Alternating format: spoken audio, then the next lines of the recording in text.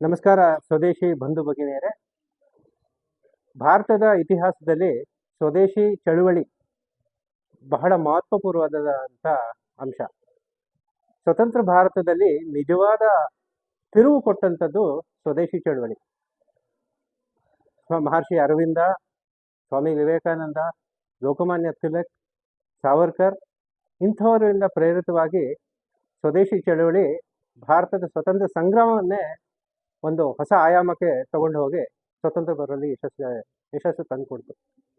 ಇದಾದ ನಂತರ ಸ್ವದೇಶಿ ಪ್ರಜ್ಞೆ ಭಾರತದ ಎಲ್ಲ ರೀತಿಯ ಬೆಳವಣಿಗೆ ಕೂಡ ಸಹಕಾರ ಆಯಿತು. ಹಾಗೆ ಭಾರತದ ಮೇಲೆ ಆಗ್ತಕ್ಕಂಥ ಹಲವಾರು ಆಕ್ರಮಗಳು, ವಿದೇಶಿ ಕಂಪನಿಗಳಿಂದ ಇರ್ಬೋದು, ಬೇರೆ ಬೇರೆ ಥರದ ಆಕ್ರಮಗಳನ್ನು ಕೂಡ ಎದುರಿಸೋಕ್ಕೆ ಸ್ವತಂತ್ರ ನಂತರ ರಾಜೀವ್ ದೀಕ್ಷಿತ್ ಆಗಲಿ, ದತ್ತೋಪಂತ ಠೇಂಗ್ಡಿಜಿ ಮುಂತಾದವರು ನಡೆಸಿದಂಥ ಸ್ವದೇಶಿ ಚಳುವಳಿ, ಸ್ವದೇಶಿ ಆಂದೋಲನಗಳು ನಮ್ಮ ದೇಶದ ಆರ್ಥಿಕ, ಸಾಂಸ್ಕೃತಿಕ ಸ್ವಾವಲಂಬನೆ ಮತ್ತು ತಂತ್ರಜ್ಞಾನದಲ್ಲೂ ಕೂಡ ಸಾಕಷ್ಟು ಬದಲಾವಣೆ ತರಕ್ಕೆ ಸಹಾಯ ಮಾಡ್ತದೆ. ಇದೇ ಅಂಶಗಳಿಂದ ಪ್ರೇರಿತವಾಗಿ ನಾವು ಕೆಲವೊಂದು ಜನ ಸೇರಿ ಸ್ವದೇಶಿ ಪ್ರತಿಷ್ಠಾನವನ್ನು ಸ್ಥಾಪಿಸಿ ಭಾರತದ ಆರ್ಥಿಕ ಬೆಳವಣಿಗೆಗೆ, ತಂತ್ರಜ್ಞಾನದ ಬೆಳವಣಿಗೆಗೆ, ಸಾಂಸ್ಕೃತಿಕ ಬೆಳವಣಿಗೆಗೆ ಮತ್ತು ಇತರ ಚಟುವಟಿಕೆಗಳನ್ನ ನಡೆಸೋಕ್ಕೋಸ್ಕರ ಒಂದು ಸ್ವದೇಶಿ ಪ್ರತಿಷ್ಠಾನವನ್ನು 5 ವರ್ಷಗಳಿಂದ ಪ್ರಾರಂಭ ಮಾಡಿದ್ವಿ.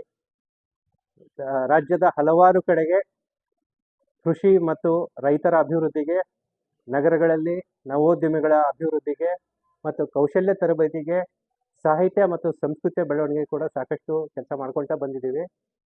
2026 ಇದು ನಮ್ಮ ಸ್ವದೇಶಿ ಪ್ರತಿಷ್ಠಾನದ ಮಹತ್ವದ ತಿರುವು ಕೊಡುವಂಥ ವರ್ಷ ಅಂತ ಅಂದ್ಕೊಂಡಿದ್ದೇವೆ.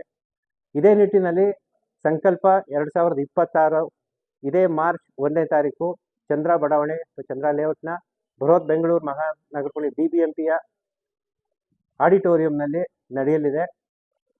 ಇಲ್ಲಿ ಮಾಹಿತಿ, ಮಾರ್ಗದರ್ಶನ ಮತ್ತು ಮಾರುಕಟ್ಟೆ ಈ 3 ವಿಷಯಗಳ ಕೇಂದ್ರೀಕೃತವಾದಂಥ ನವೋದ್ಯಮಗಳ ಸಹಾಯಕ ಕಾರ್ಯಕ್ರಮವೊಂದನ್ನು ಏರ್ಪಡಿಸಿದ್ದೀವಿ.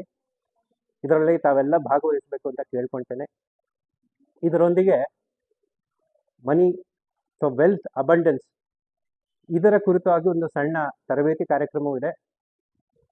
ಖ್ಯಾತ ತರಬೇತುದಾರರಾದಂಥ ಶ್ರೀಮತಿ ಆಶಾ ಅವರು ನಡೆಸಿಕೊಳ್ಳಲಿದ್ದಾರೆ. ಇದರೊಂದಿಗೆ ನಾವು ನಮ್ಮ ಮಾರ್ಗದರ್ಶಕರಾದಂಥ ಮಹಾಪೋಷಕರಾದಂಥ ನರೇಂದ್ರ ಬಾಬು ಅವರು ಮತ್ತು ಜನಪ್ರಿಯ ಶಾಸಕರಾದಂಥ ಪ್ರಿಯಾ ಕೃಷ್ಣ ಅವರು ಇದೊಂದು ಉದ್ಘಾಟನೆಯಲ್ಲಿ ನಮ್ಮೊಂದಿಗೆ ಪಾಲ್ಗೊಳ್ಳಲಿದ್ದಾರೆ. ಇದೇ ಕಾರ್ಯಕ್ರಮದಲ್ಲಿ ಸಣ್ಣ ಒಂದು ಮೇಳ, ಸಂತೆ ಇದರ ಒಂದು ಆಯೋಜನೆಯನ್ನು ಕೂಡ ಮಾಡಿದ್ದೇವೆ. ನಮ್ಮ ಸ್ವದೇಶಿ ಪ್ರತಿಷ್ಠಾನದ 10 ಹಲವು ಆಯಾಮಗಳ ಉದ್ಘಾಟನೆಯೂ ಅವತ್ತು ಆಗ್ತಾ ಇದೆ. ನೀವೆಲ್ಲ ಇದರ ಬಂದು ಲಾಭವನ್ನು ಪಡ್ಕೋಬೇಕು ಅಂತ ಕೇಳ್ಕೊಳ್ತೀನಿ.